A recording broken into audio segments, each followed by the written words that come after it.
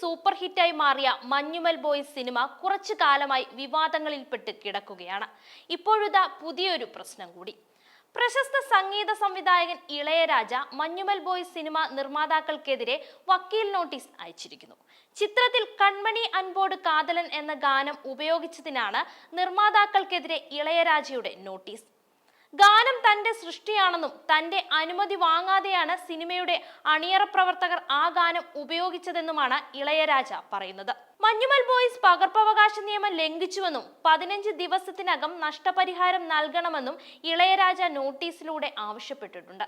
നഷ്ടപരിഹാരം നൽകിയില്ലെങ്കിൽ നിയമ നടപടിയുമായി മുന്നോട്ടു പോകുമെന്നും നോട്ടീസിൽ പറയുന്നു.